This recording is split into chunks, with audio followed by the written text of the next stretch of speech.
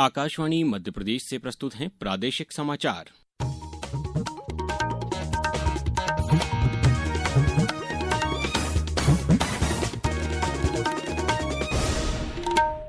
नमस्कार, समाचारों के साथ मैं अभिषेक कटियार। सबसे पहले इस बुलेटिन के मुख्य समाचार।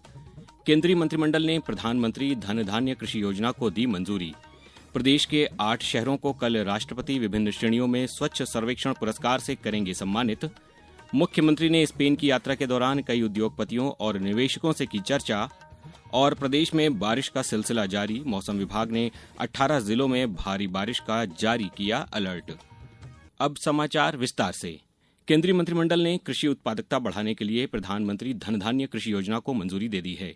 इस योजना का उद्देश्य फसल विविधीकरण और टिकाऊ कृषि पद्धतियों को बढ़ावा देना, कटाई के बाद भंडारण क्षमता बढ़ाना, सिंचाई सुविधाओं में सुधार और ऋण की उपलब्धता को सुगम बनाना है। नई दिल्ली में आज मंत्रिमंडल की बैठक के बाद सूचना और प्रसारण मंत्री अश्विनी वैष्णव ने कहा कि इस योजना के अंतर्गत देश में 100 जिलों की पहचान की जाएगी जो 3 प्रमुख संकेतकों कम उत्पादकता, कम फसल सघनता और कम ऋण वितरण पर आधारित होंगे। आकांक्षी जिलों को किस तरह से सभी बाकी जिलों के बराबर लेके आए, इस सफलता को ध्यान में रखते हुए 100 ऐसे जिले देश भर में और हर राज्य से कम एक जिला जिसमें कृषि पर 3 पैमानों पर वो बाकी सब जिलों से पीछे हो, ऐसे 100 जिलों को चयनित करके उसमें एक फोकस्ड वे में 11 मंत्रालयों के 36 स्कीम्स, इन सब को कन्वर्ज करके एक इंटीग्रेटेड वे में कृषि का विकास करें, ये प्रधानमंत्री धन धान्य कृषि योजना का उद्देश्य है। कैबिनेट ने एनटीपीसी रिन्यूएबल एनर्जी लिमिटेड और इसके अन्य सहायक कंपनियों में नवीकरणीय ऊर्जा क्षमता स्थापित करने के लिए निवेश हेतु एनटीपीसी लिमिटेड को ज्यादा अधिकार सौंपने की मंजूरी दी है। इसके अलावा अक्षय ऊर्जा के तीव्र विकास के लिए एनएलसी इंडिया लिमिटेड के लिए निवेश की रियायत को मंजूरी दी है। केंद्रीय मंत्रिमंडल ने अंतरिक्ष यात्री शुभांशु शुक्ला की अंतरिक्ष यात्रा की सराहना का प्रस्ताव पारित किया है। ग्रुप कैप्टन शुभांशु शुक्ला कल अपनी अंतरिक्ष यात्रा से सुरक्षित पृथ्वी पर वापस आ गए, जो भारत की अनंत आकांक्षाओं का प्रतीक है।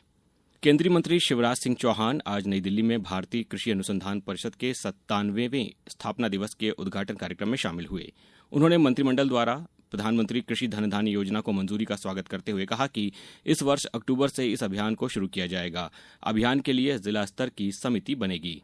हम अक्टूबर के रबी सीजन इस अभियान को प्रारंभ कर देंगे। इस अभियान के लिए एक तो जिला स्तर की समिति बनेगी जिसको कलेक्टर या सीओ जिला पंचायत कोऑर्डिनेट करेंगे, या हेडेड बाय कलेक्टर्स या सीओ जिला पंचायत। लेकिन उनके साथ साथ बाकी विभागों के अधिकारी, प्रगतिशील किसान, क्योंकि किसान भी वैज्ञानिक से कम नहीं है, कई ने बहुत अच्छा काम किया। ये एक टीम बनेगी सब विभागों की मिला जो फैसले करेगी। प्रदेश के 8 शहरों को कल राष्ट्रपति द्रौपदी मुर्मू नई दिल्ली में स्वच्छ सर्वेक्षण पुरस्कार से सम्मानित करेंगी।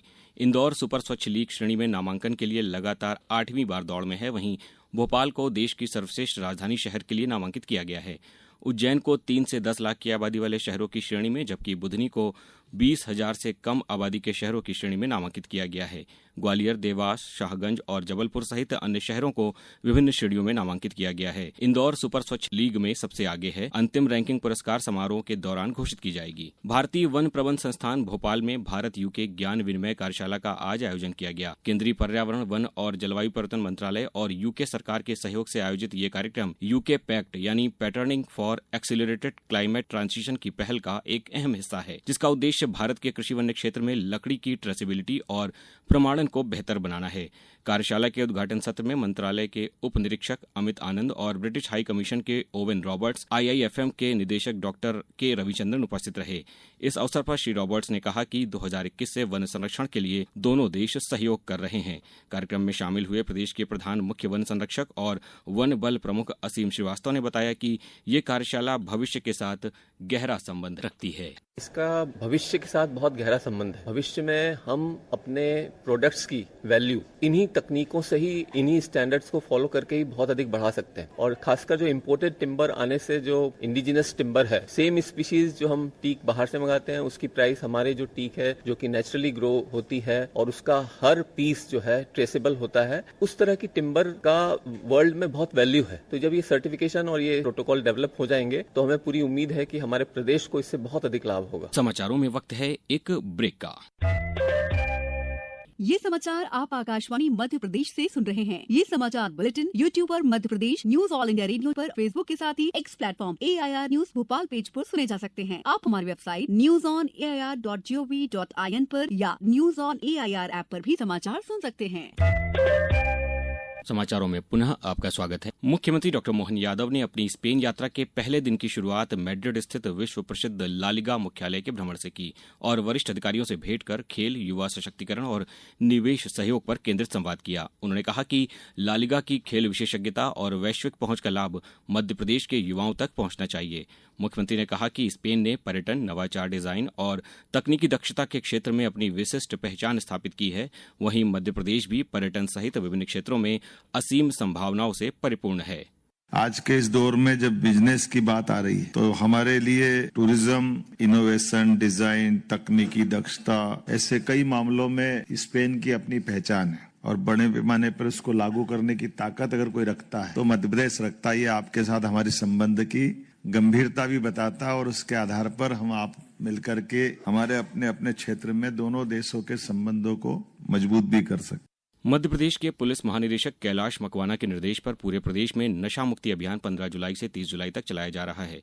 गुना में पुलिस अधीक्षक अंकित सोनी ने जिले में व्यापक जन जागरूकता कार्यक्रम करने के लिए निर्देशित किया है। पुलिस लाइन में लघु फिल्म के माध्यम से छात्रों को नशे की बुराई के बारे में जानकारी दी गई। मंडला जिले में भी नशे के विरुद्ध जन जागरूकता कार्यक्रम आयोजित किया जा रहा है। अब रुक करते हैं मौसम का। प्रदेश में बारिश का सिलसिला जारी है। कल ग्वालियर, भोपाल, इंदौर समेत 25 से ज्यादा जिलों में बारिश हुई। सबसे ज्यादा कटनी के बिलहरी में 3.3 इंच बारिश दर्ज की गई। ग्वालियर में करीब 2.3 इंच पानी गिरा। मौसम विभाग ने 18 जिलों में भारी से अति भारी बारिश का अलर्ट जारी किया है। इनमें गुना, अशोकनगर, शिवपुरी और श्योपुर जिला शामिल हैं।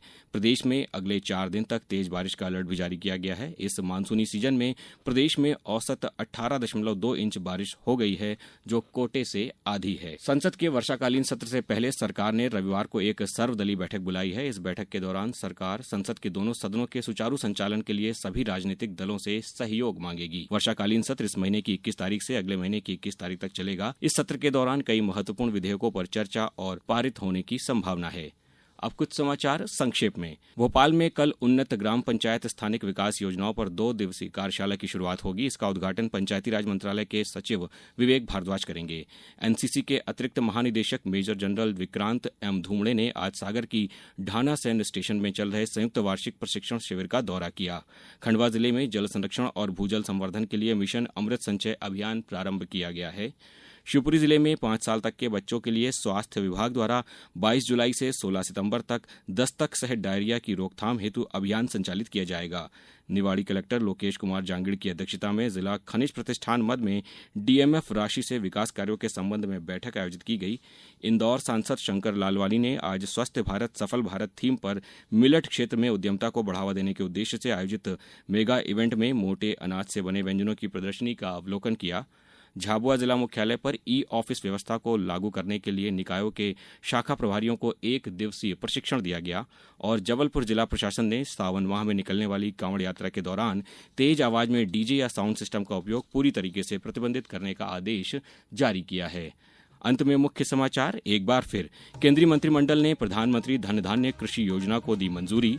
प्रदेश के 8 शहरों को कल राष्ट्रपति विभिन्न श्रेणियों में स्वच्छ सर्वेक्षण पुरस्कार से करेंगी सम्मानित।